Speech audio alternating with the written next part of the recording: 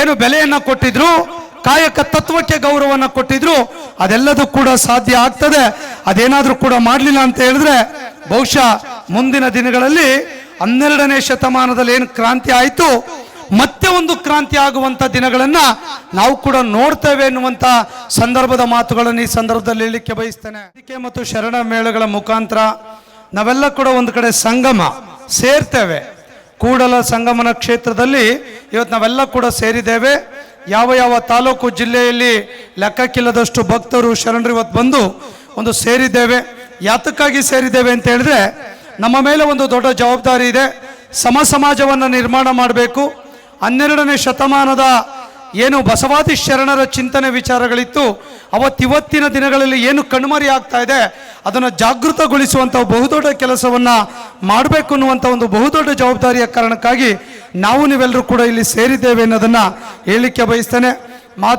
ಮಾದೇವಿ ಅವರು ಅವರ ಸ್ಮರಣಾರ್ಥ ಏನು ಮಾಡ್ತಾ ಇದ್ದಾರೆ, ಮಹಾನ್ ತಪಸ್ವಿನಿ ಆಗಿದ್ರು, ಕವಯಿತ್ರಿ ಆಗಿದ್ರು, ಖ್ಯಾತ ವಾಗ್ಮಿಗಳಾಗಿದ್ರು, ಚಿಂತಕರಾಗಿದ್ರು.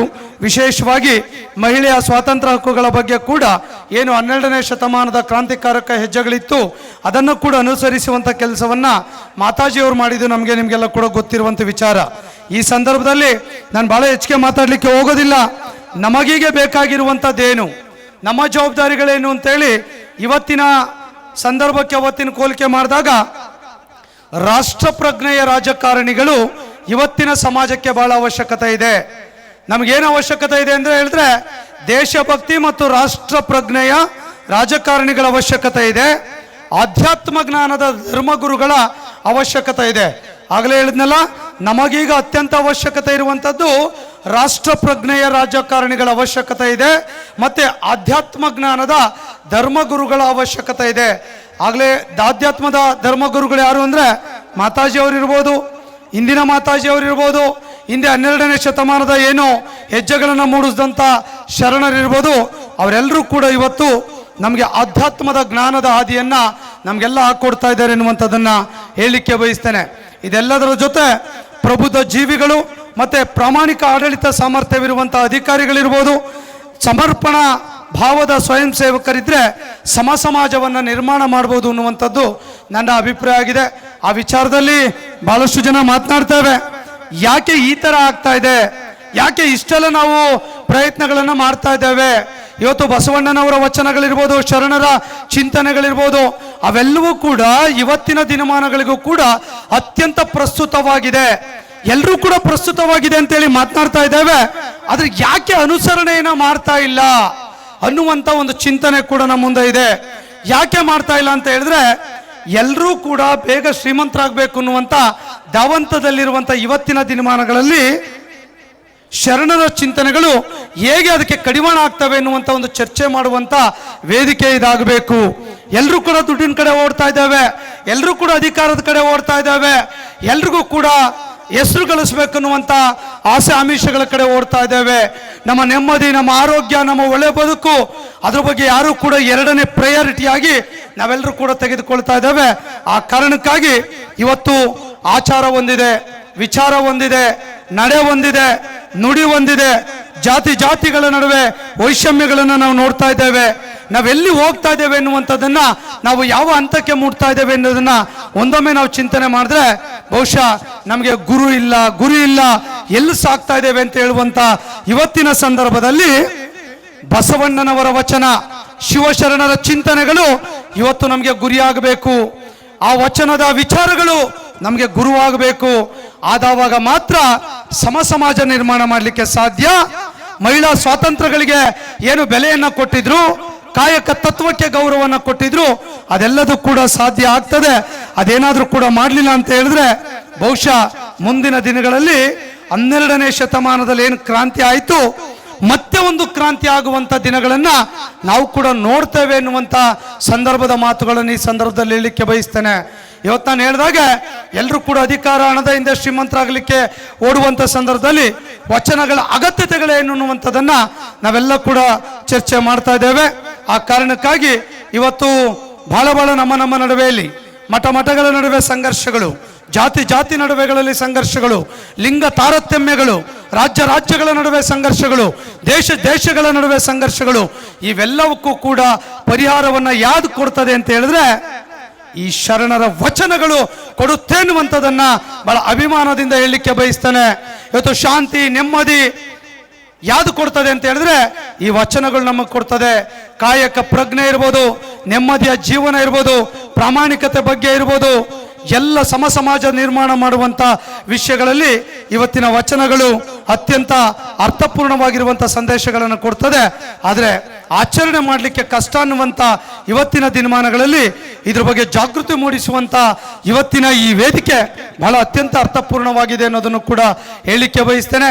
ಮಾತಾಜಿ ಅವರು ಕೂಡ ಈ ತರದ ಒಂದು ವಿಚಾರವಾಗಿ ಬಸವ ತತ್ವವನ್ನ, ಶರಣ ತತ್ವವನ್ನ, ಲಿಂಗಾಯತ ಧರ್ಮವನ್ನ, ಬಸವ ಧರ್ಮವನ್ನ ಈ ಭಾಗದಲ್ಲಿ ಕೂಡ, ಈ ಸುತ್ತಮುತ್ತದ ಭಾಗದಲ್ಲಿ ಕರ್ನಾಟಕದಲ್ಲಿ ಜಾಗೃತಗೊಳಿಸುವಂತ ಬಹುದೊಡ್ಡ ಕೆಲಸವನ್ನ ಮಾಡ್ತಾ ಇದ್ದಾರೆ.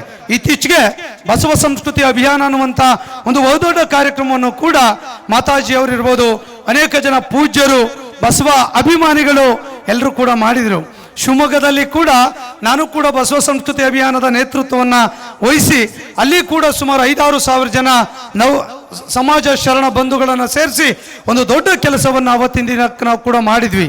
ಯಾಕೆ ಈ ಮಾತನ್ನು ಹೇಳ್ತೇನೆ ಅಂದ್ರೆ, ಬಸವಣ್ಣನವರ ವಿಚಾರ ಅಂತ ಬಂದ್ರೆ ಮಲೆನಾಡು ಭಾಗ ಇರ್ಬೋದು, ಕರಾವಳಿ ಭಾಗ ಇರ್ಬೋದು, ಈ ಭಾಗದಲ್ಲಿ ಬಸವಣ್ಣನವರ ಫಾಲೋಯರ್ಸ್ ತುಂಬಾ ಜನ ಇದ್ದಾರೆ. ಆ ಭಾಗದಲ್ಲಿ ಇರಲಿಲ್ಲ. ಆದರೆ ಬಸವಣ್ಣನವರ ವಿಚಾರವನ್ನು ಹೇಳಿದಾಗ ಸಾವಿರಾರು ಸಂಖ್ಯೆಯಲ್ಲಿ, ಸಹಸ್ರಾರು ಸಂಖ್ಯೆಯಲ್ಲಿ ಬಸವ ಅಭಿಮಾನಿಗಳು ಬಂದಂತ ನೋಡಿದಂಥ ಸಂದರ್ಭದಲ್ಲಿ ಇವತ್ತಿಗೂ ಕೂಡ ಇಡೀ ರಾಜ್ಯದಾದ್ಯಂತ ಬಸವನ ಅಭಿಮಾನಿಗಳಿದ್ದಾರೆ ಎನ್ನುವಂಥದ್ದಕ್ಕೆ ಆ ಕಾರ್ಯಕ್ರಮಗಳೇ ಸಾಕ್ಷಿ ಎನ್ನುವಂಥದ್ದನ್ನ ಹೇಳಲಿಕ್ಕೆ ಬಯಸ್ತೇನೆ. ಬೆಂಗಳೂರಿನ ಅರಮನೆ ಮೈದಾನದಲ್ಲಿ ಕೂಡ ಸನ್ಮಾನ್ಯ ಮುಖ್ಯಮಂತ್ರಿಗಳು ಕೂಡ ಆ ಕಾರ್ಯಕ್ರಮದಲ್ಲಿ ಬಂದಿದ್ರು. ನಾನು ಕೂಡ ಆ ಕಾರ್ಯಕ್ರಮದಲ್ಲಿ ಭಾಗವಹಿಸಿದ್ದೆ. ಆ ಕಾರ್ಯಕ್ರಮ ಹೇಗಿತ್ತು ಅಂತ ಹೇಳಿದ್ರೆ, ಇಡೀ ದೇಶದ ರಾಜ್ಯದಿಂದ ಸಹಸ್ರಾರು ಸಂಖ್ಯೆಯಲ್ಲಿ ಬಸವಾಭಿಮಾನಿಗಳು ಕೂಡ ಬಂದು ನಾವೆಲ್ಲ ಕೂಡ ಬಸವ ತತ್ವವನ್ನ ಫಾಲೋ ಮಾಡ್ತೇವೆ ಎನ್ನುವಂಥ ಒಂದು ಸಂದೇಶ ಕೊಡುವಂತ ಕೆಲಸವನ್ನ ಅವತ್ತಿನ ವೇದಿಕೆಯಲ್ಲಿ ಮಾಡಿದಾಗ ಪೂಜ್ಯ ಮಾತಾಜಿ ಅವರು ಕೂಡ ಅದರ ನೇತೃತ್ವವನ್ನು ವಹಿಸಿರುವಂಥದ್ದು ತುಂಬಾ ಸಂತೋಷವನ್ನು ತಂದಿದೆ. ಪ್ರಯತ್ನಗಳು ನಿರಂತರವಾಗಿರಬೇಕು. ಈಗಲೇ ಫಲಿತಾಂಶ ಸಿಗುತ್ತಾ ಅನ್ನುವಂಥದ್ದನ್ನ ನಾವ್ಯಾರು ಕೂಡ ನಿರೀಕ್ಷೆ ಮಾಡ್ಲಿಕ್ಕೆ ಸಾಧ್ಯ ಇಲ್ಲ. ಇವತ್ತಿನ ತಂತ್ರಜ್ಞಾನ, ಜ್ಞಾನ, ಆವಿಷ್ಕಾರಗಳು ಬಹಳಷ್ಟು ಬದಲಾವಣೆ ಆದಂಥ ಸಂದರ್ಭದಲ್ಲಿ ನಾವು ಕೂಡ ಅದಕ್ಕೆ ಹೊಂದ್ಕೊಳ್ತಾ ಇರುವಂಥ ಸಂದರ್ಭದಲ್ಲಿ, ಈ ವಚನಗಳ ಕಾಲಘಟ್ಟದಲ್ಲಿ ಹೊಂದ್ಕೊಳ್ಳೋದು ಕೂಡ ಕಷ್ಟ ಇರುವಂಥ ಸಂದರ್ಭದಲ್ಲಿ ಪೂಜ್ಯ ಮಾತಾಜಿ ಅವರ ಪ್ರಯತ್ನ ಕೂಡ ಅತ್ಯಂತ ಆದರ್ಶವಾಗಿದೆ, ಅನುಕರಣೀಯವಾಗಿದೆ ಎನ್ನುವಂಥದ್ದನ್ನು ಕೂಡ ಈ ಸಂದರ್ಭದಲ್ಲಿ ಹೇಳ್ತಾ, ಮಾತಾಜಿ ಅವರು ಸಾಕಷ್ಟು ಒಳ್ಳೊಳ್ಳೆ ಕೆಲಸವನ್ನು ಮಾಡ್ತಾ ಇದ್ದಾರೆ. ಈ ಥರದ ಜಾಗೃತಿ ಮೂಡಿಸುವಂಥ ಕಾರ್ಯಕ್ರಮಗಳು ಪ್ರತಿ ತಾಲೂಕು ಜಿಲ್ಲೆಗಳಲ್ಲಿ ಪ್ರವಚನಗಳನ್ನು, ಆಧ್ಯಾತ್ಮಿಕ ಚಿಂತನೆಗಳ ಮೂಲಕವಾಗಿ ಅನೇಕ ಸಂದೇಶಗಳನ್ನು ಕೂಡ ಮಾಡುವಂಥ ಕೆಲಸವನ್ನ ಮಾಡ್ತಾ ಇದ್ದಾರೆ. ಅದ್ರ ಜೊತೆ ಬಸವನ ಮೂರ್ತಿಯನ್ನ ಸ್ಥಾಪನೆ ಮಾಡುವಂಥ ವಿಚಾರ ಬೆಂಗಳೂರು ಇರ್ಬೋದು, ಅವರ ಮಠವನ್ನು ಕಟ್ಟುವಂಥದ್ದು ಇರ್ಬೋದು, ಈ ಥರದ ಒಂದು ಕೆಲಸವನ್ನು ಮಾಡುವಂಥ ಸಂದರ್ಭದಲ್ಲಿ ನಾವೆಲ್ಲ ಬಹಳ ಜನ ಸರ್ಕಾರಿ ನೌಕರಿದ್ದೇವೆ, ಅಧಿಕಾರಿಗಳಿದ್ದೇವೆ. ನಾವೆಲ್ಲರಿಗೂ ಕೂಡ ಆ ಥರದ ಒಂದು ಪೂಜ್ಯ ಮಾತಾಜಿ ಅವರು ಮಾಡುವಂಥ ಕೆಲಸ ಜೊತೆ ನಾವೆಲ್ಲರೂ ಕೂಡ ಕೈ ಜೋಡಿಸೋಣ ಅನ್ನುವಂಥ ಒಂದು ಪ್ರಾರ್ಥನೆಯನ್ನು ಕೂಡ ಈ ಸಂದರ್ಭದಲ್ಲಿ ನಾನು ಹೇಳಲಿಕ್ಕೆ ನಾನು ಬಯಸ್ತೇನೆ. ಯಾಕಂದ್ರೆ ಸರ್ಕಾರಿ ನೌಕರರು ನಾವೆಲ್ಲ ಕೂಡ ಪ್ರತಿ ತಿಂಗಳು ಸಂಬಳ ತೆಗೆದುಕೊಳ್ತೇವೆ. ಕಾಯಕವೇ ಕೈಲಾಸ ಅನ್ನುವಂಥ ಮಾತನ್ನ ನಾವೆಲ್ಲ ಕೂಡ ತಿಳ್ಕೊಂಡಿದ್ದೇವೆ. ಬಹುಶಃ ಬಸವಣ್ಣನವರ ವಚನದಲ್ಲಿ ಸಾಕಷ್ಟು ಸಂಗತಿಗಳನ್ನು ಕೂಡ ನಾನು ಇವತ್ತೆಲ್ಲ ಕೂಡ ನೋಡ್ತಾ ಇದ್ದೆ. ಬಹುಶಃ ಕಾಯಕ ಪ್ರಜ್ಞೆ ಇರ್ಬೋದು, ಅವರೇನು ಪ್ರಧಾನಮಂತ್ರಿ ಆದಂಥ ಸಂದರ್ಭದಲ್ಲಿ ಯಾವ ರೀತಿಯಾಗಿ ಅವರು ಪ್ರತಿಜ್ಞೆಗಳನ್ನ ಮಾಡಿದ್ರು ಅಂತ ಹೇಳಿದ್ರೆ, ಹೊನ್ನಿನೊಂದೊಗಳದೊರೆಯ ಎಷ್ಟು ಚೆನ್ನಾಗಿದೆ ಆ ವಚನ ಅಂತ ಹೇಳಿದ್ರೆ, ನಮ್ಮ ಪ್ರಾಮಾಣಿಕತೆ ಬಗ್ಗೆ ಏನಾದರೂ ಆದ್ರೆ ನಿಮ್ಮ ಆಣೆ, ನಿಮ್ಮ ಪ್ರಮುಖರ ಆಣೆ, ನಿಮ್ಮ ಶರಣರಿಗಲ್ಲದೆ ಮತ್ತೊಂದನರೇ ಕೂಡಲ ಸಂಗಮ ದೇವ ಅಂತೇಳಿ. ಅಂದ್ರೆ ಪ್ರಾಮಾಣಿಕತೆ ಬಗ್ಗೆ ಅಷ್ಟು ಒಂದು ಹೆಸರು ಯಾರು ಅಂತ ಹೇಳಿದ್ರೆ ಇವತ್ತು ಬಸವಣ್ಣನವರು ಅನ್ನುವಂಥದ್ದನ್ನು ಹೇಳಲಿಕ್ಕೆ ಬಯಸ್ತೇನೆ. ನಾವು ಕಾಯಕವೇ ಕೈಲಾಸ, ಸರ್ಕಾರದ ಕೆಲಸ ದೇವರ ಕೆಲಸ ಅಂತ ಹೇಳಿ ಏನು ಮಾತನಾಡ್ತೇವೆ, ಆಚಾರ ಮತ್ತು ವಿಚಾರಗಳಲ್ಲಿ ಅದೇ ರೀತಿ ನಡ್ಕೊಳ್ಬೇಕಾಗ್ತದೆ.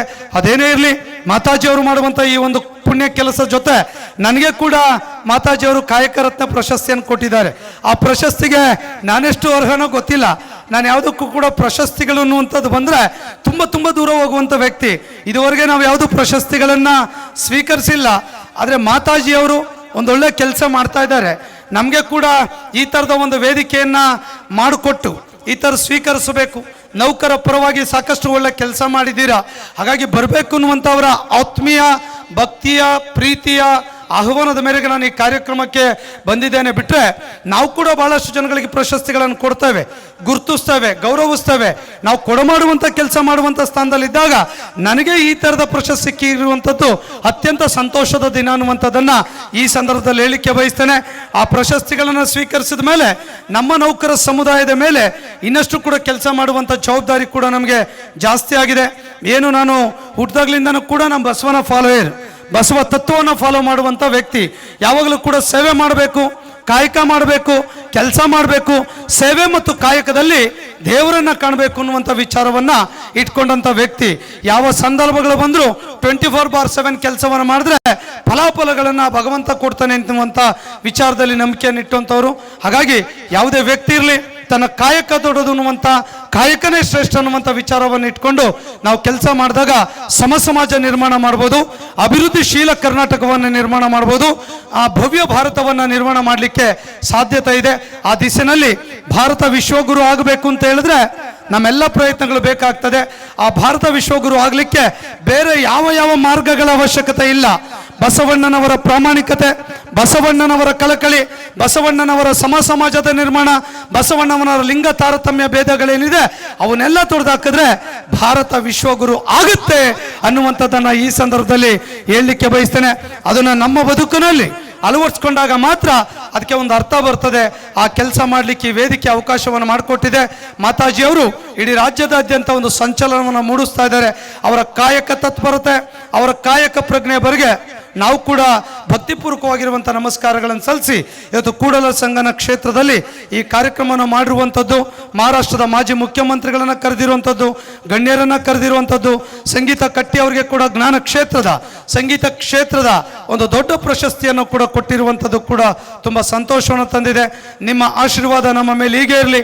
ಇನ್ನಷ್ಟು ಕೂಡ ಬಸವಣ್ಣನ ರೀತಿಯಲ್ಲಿ ಕಾಯಕದ ಕ್ಷೇತ್ರದಲ್ಲಿ ಕ್ರಾಂತಿಕಾರಕ ಹೆಜ್ಜೆಗಳನ್ನು ಮೂಡಿಸಲಿಕ್ಕೆ ಈ ಪ್ರಶಸ್ತಿ ಸಹಕಾರಿ ಆಗಿದೆ ಎನ್ನುವಂಥ ಒಂದು ಮಾತನ್ನ ಈ ಸಂದರ್ಭದಲ್ಲಿ ನಾನು ಹೇಳ್ತಾ, ಈ ರಾಜ್ಯದ ಸರ್ಕಾರಿ ನೌಕರ 6 ಲಕ್ಷ ನೌಕರಿಗೆ ಈ ಪ್ರಶಸ್ತಿಯನ್ನ ಭಕ್ತಿಪೂರ್ವಕವಾಗಿ ತಮ್ಮ ಮೂಲಕ ಸಮರ್ಪಣೆಯನ್ನು ಮಾಡ್ತಾ ಇದ್ದೇನೆ ಎನ್ನುವಂಥ ಒಂದು ಮಾತನ್ನ ಈ ಸಂದರ್ಭದಲ್ಲಿ ತಮ್ಮೊಟ್ಟು ಕೇಳ್ಕೊಳ್ತಾ, ಈ ಕ್ಷೇತ್ರ ಇನ್ನಷ್ಟು ಕೂಡ ಅಭಿವೃದ್ಧಿ ಆಗಲಿ, ಬಸವನ ವಿಚಾರಗಳು ಪ್ರತಿ ಮನೆಗಳಲ್ಲಿ, ಪ್ರತಿ ಮನಸ್ಸುಗಳಲ್ಲಿ ಜಾಗೃತಗೊಳಿಸುವಂತ, ಮೂಡಿಸುವಂತ ಕೆಲಸವನ್ನ ತಾವು ಮಾಡಿ ಮಾತಾಜಿಯವರು ಮಾಡುವಂತ ಈ ಪುಣ್ಯದ ಕೆಲಸದ ಜೊತೆ ನಾವೆಲ್ಲ ನೌಕರ